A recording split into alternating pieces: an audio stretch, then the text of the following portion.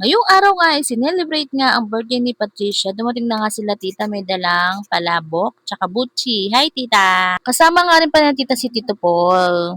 Dumating na nga rin pala ang parcel ko. Ito nga ibibigay natin kay Love Love. Ito nga pala yung handa ni Patricia. Ayan, may mga ganyan. Sarap. Masarap pero hindi ako kumakain ng gulay na ganun tsaka bura. Ito nga pala si Nanay Magdalena. Andito na nga rin pala yung mga magulang ni Patricia. Ang ganda naman may birthday! Sabi niya sa akin dyan, ano ba yung bitbit ko? Dumating yung parcel ko, sabi ko. Ito nga pala si Pia Janet, nag-makeup. Ito nga pala ang Marcy ko, John Tis. At syempre, si Nanay Tane. Ayun. Gusto ko nga pala yung butchi ni Tita. So, ayan ang Marcy ko. Ganda yan, si Marcy, tsaka si Nanay Tane. Bumili nga si Madam ng red ribbon dahil today ay birthday nga ni Patricia Jane Torres. So, ayan. Umuwi nga muna ako para iabot tong regalo ni Madam para kay Patricia. In-speed ko na nga lang kasi nga para mabilis. Happy Pa nandun ako sa birthday! bahay. Ganon. O, eto na nga. Galing sa...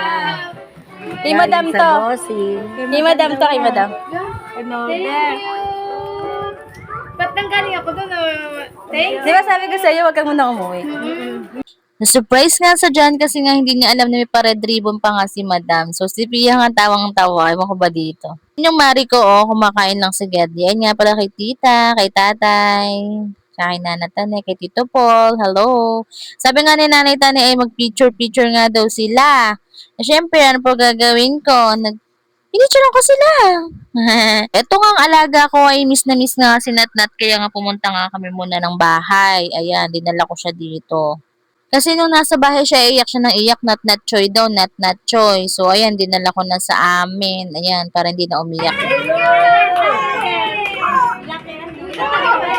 Pinauupo nga pala ni Natnat dyan si Kiona kaso nga lang ang nangyari ay siya ang umiyak dahil gusto niya magpabuhat din. Sinasabi pa nga doon ni Natnat, no! No! O, ayan, tiis ang mami. Sige, buhat ka dyan. Ito nga pala ang itsura na in-order ni Madam na cake. Thank you so much, Madam Ems. And thank you din nga pala, tita, sa iyong dalang palabok at butchi. Ang yummy. Hindi talaga ako kumakain ng gulay, pero titiisin kong kumain ng gulay. Nagpaalam na nga pala si Tita RC at si Tito Paul. Uuwi na daw sila. Thank you so much po. Maraming thank you. Palit na, palit.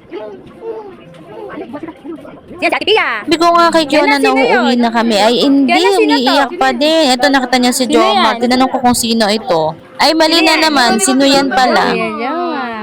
So, iyon lang. Bye-bye!